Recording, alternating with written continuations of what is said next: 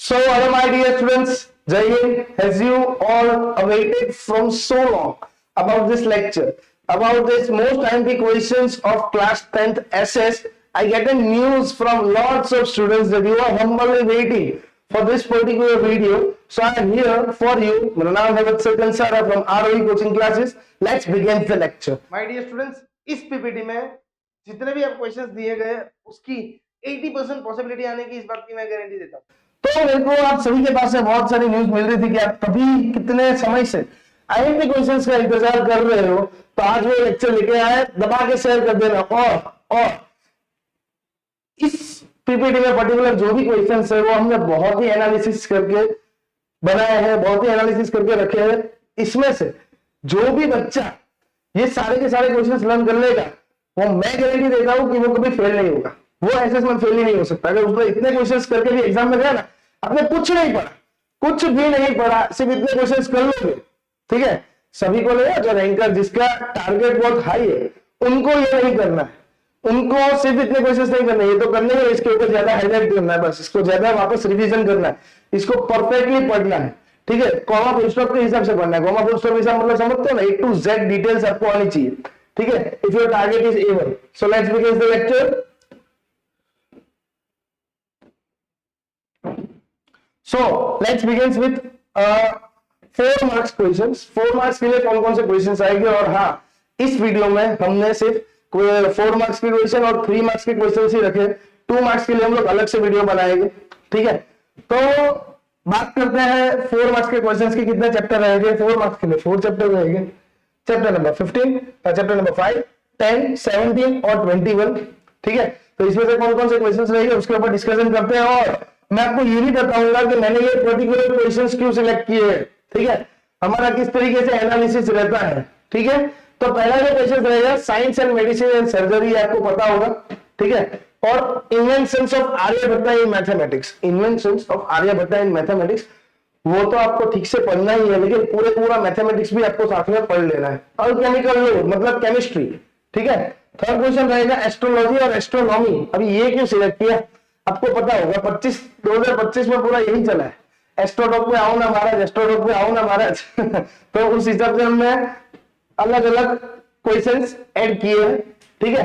Chemistry के बारे में क्यों लिया हमने ये क्वेश्चंस, क्योंकि अभी भारत देश में पर्टिकुलर गुजरात में एक समय ऐसा हुआ करता था जिधर साइंस की स्ट्रीम में बहुत ज्यादा रस था, बाद में धीरे धीरे रस कॉमर्स की ओर गया, अभी पिछले 1-2 साल से वापस साइंस की ओर रस जा रहा है, ठीक है।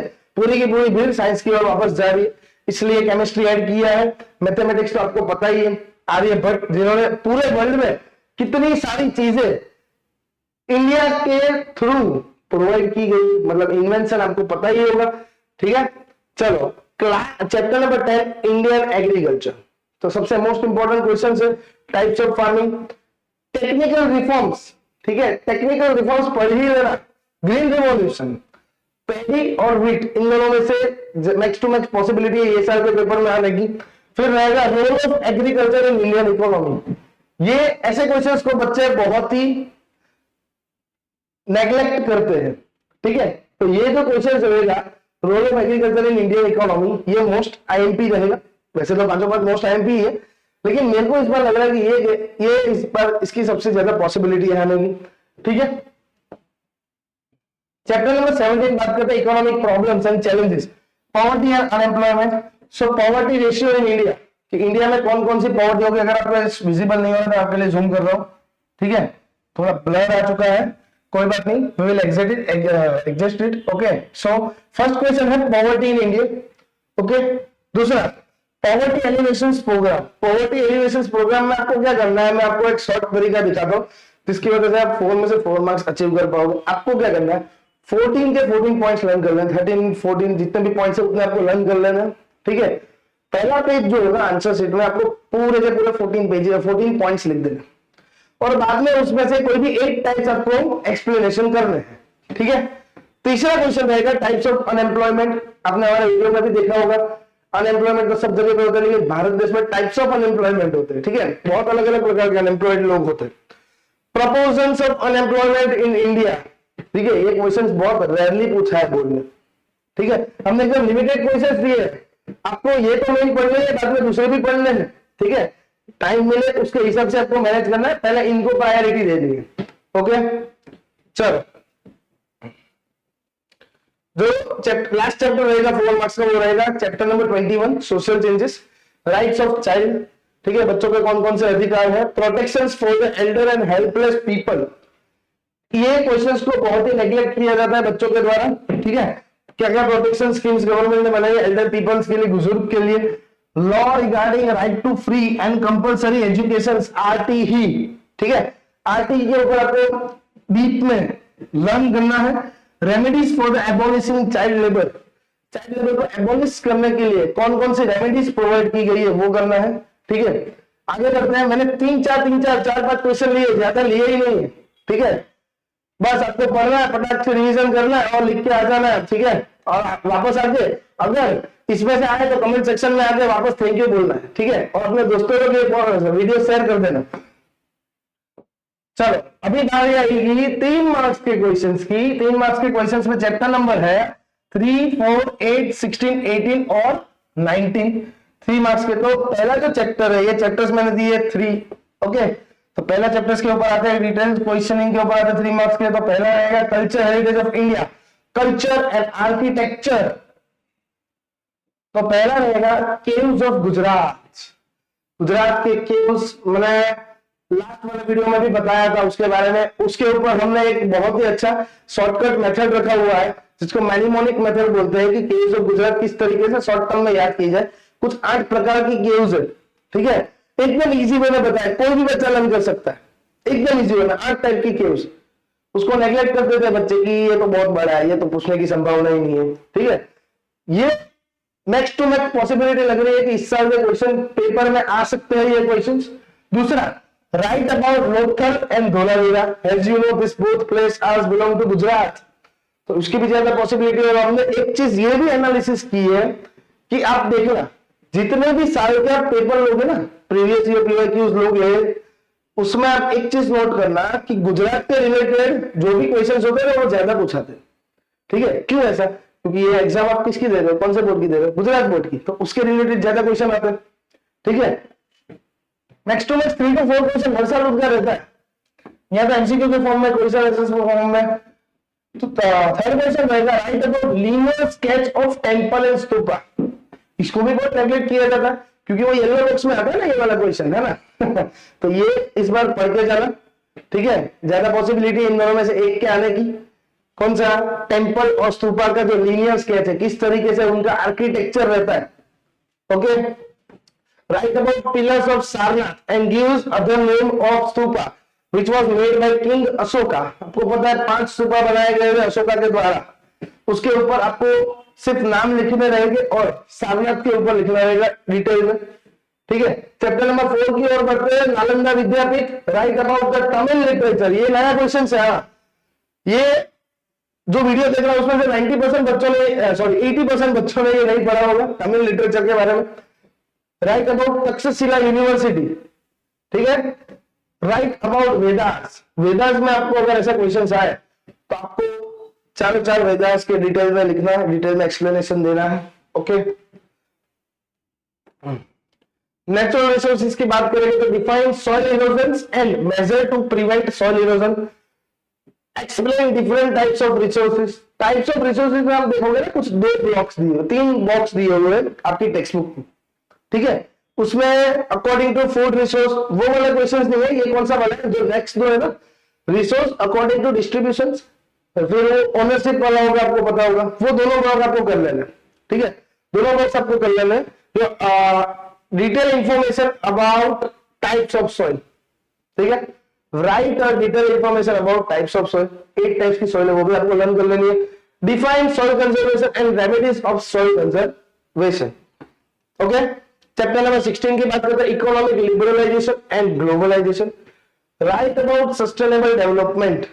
आप जितने भी क्वेश्चन देखोगे ना, हमने इस प्रकार से सिलेक्ट किए जो इंफॉर्मेशन ये उम्र के बच्चों के बारे में बहुत ही इंपॉर्टेंट है जानने के लिए। अगर आप ये सारी चीज को नहीं जानोगे तो आगे जाके आपको बहुत ही डिफिकल्टीज रहेगी। आप लोगों में अगर ये इंफॉर्मेशन नहीं मिलेगी, ये नॉलेज अगर आपको नहीं मिलेगा तो आपके इसकी वजह से सीट सेंस भी कम हो सकते हैं, जो कि ऑलरेडी इंडिया के कम है, ठीक है। इसलिए गवर्नमेंट ने सब सोच समझ के ही रखा है। 10th स्टैंडर्ड में जितने भी चैप्टर्स रखे, जितने भी क्वेश्चंस रखे, वो सब सोच समझ के ही रखे, ठीक है। तो write about world trade organisation. World trade organisation क्यों लिया? क्योंकि अभी आपको पता है भारत में मुद्दा चल रहा है टैरिफ को रिलेटेड, इंपोर्ट एक्सपोर्ट को रिलेटेड, तो इजीली पूछ सकते हैं, ये पॉसिबिलिटी है। Step taken to protect environment. Environment को प्रोटेक्ट कैसे करें, देखो इसमें भी आप लागू करोगे, कुछ ना कुछ सीखोगे। Okay, define globalisation and advantages of globalisation. आप एडवांटेजेस भी पढ़ सकते हो, आपको डिसएडवांटेजेस भी साथ में पढ़ना है, मैंने एडवांटेजेस ही लिखा। ओके, क्योंकि मुझे यही लग रहा है। ओके चलो, chapter 18 price rise and consumer awareness. Explain any 5 reasons of price rise. कोई भी 5 रीजन बताने प्राइस राइज के। Reasons of consumer exploitations. Consumer किस किस तरीके से एक्सप्लॉइट होता है। देखो क्वेश्चन आप देखोगे आपको पता चलेगा कि सरकार है ना एसएस के थ्रू, सोशल साइंस के थ्रू सोशल आपको सोशल नॉलेज देना चाहती है कि समाज में आपको किस तरीके से रहना चाहिए, ठीक है। आपको किस किस तरीके से अवेयर रहना चाहिए, अवेयरनेस किस किस तरीके से अपने अंदर एडॉप्ट करनी चाहिए। Write about PDS and ISI, public distribution system, ठीक है। ISO and CAC and all logos. आपको वो चैप्टर में बहुत सारे लोगोस दिए, वो पॉसिबिलिटी है कि हाफ हाफ मार्क करके बाइफर्केशन करके 6 लोगों को पूछ सकते हैं, या तो फिर हाफ हाफ मार्क करके कुछ क्या बोलते हैं 4 या 5 लोगों को पूछ सकते हैं, 1 मार्क करके, वो कैसे भी तरीके से पूछ सकते हैं। लेकिन ये देखो आईएसओ और सीएसी है ना, इसका एक अलग प्रकार से भी क्वेश्चन आ सकता है। Explain organisations working at international level. ऐसी ऑर्गेनाइजेशन के बारे में आपको बताना है जो इंटरनेशनल लेवल के ऊपर काम कर रही है, ठीक है। तो ये दोनों है ना इंटरनेशनल लेवल की ऑर्गेनाइजेशन है, आईएसओ और CAC. Okay, last but not least chapter number 19 human development, various schemes of Gujarat government for providing equality to women. इस प्रकार की स्कीम्स के बारे में आपको डिटेल इंफॉर्मेशन देनी है जो कि गुजरात गवर्नमेंट ने प्रोवाइड की है, जिसकी वजह से वुमेन्स को इक्वालिटी प्रोवाइड की जाए। दूसरा क्वेश्चन है human development means, human development का पर्टिकुलर मतलब क्या होता है। Right about women welfare scheme, women की वेलफेयर स्कीम के बारे में बताना। अकॉर्डिंग टू द, ये जो क्वेश्चन है ना बहुत इंपॉर्टेंट है। According to human development report 2015, what is the human development index of India. India stands at which position in the world. India कौन सी पोजीशन के ऊपर रहता है वर्ल्ड में, और इंडिया का ह्यूमन डेवलपमेंट इंडेक्स क्या था 2050 के रिपोर्ट के अकॉर्डिंग आपको बताना, ठीक है। और ये जितने भी क्वेश्चन है कर लेना, और बाद में आगे कमेंट सेक्शन में थैंक यू बोल देना आगे कोचिंग क्लासेस को, ठीक है। और अपने दोस्तों तक ये शेयर कर देना। देखो बच्चों, मैं आपको एक बात बताना चाहता हूं कि अगर रिजल्ट कुछ भी आए, अगर आपके फेवर में आए तो भी ठीक है, नहीं आए तो भी ठीक है, क्योंकि ये जो एग्जामिनेशन है वो आपकी लाइफ की आखिरी एग्जामिनेशन नहीं है। आगे 12th की आएगी, डिग्री की भी आएगी, ठीक है। और उसके बाद अगर आप कॉम्पिटेटिव एग्जाम की देने की इच्छा रखते हो तो वो भी आएगी। तो एग्जाम्स तो आते रहेंगे, लेकिन अगर हमारे एक्सपेक्टेशंस के अकॉर्डिंग रिजल्ट नहीं आए तो हमको नेगेटिव सोच के बैठ जाना है, एजुकेशन से हमको नफरत कर देनी है, वो गलत है बेटा। वो चीज गलत है, टोटली गलत है।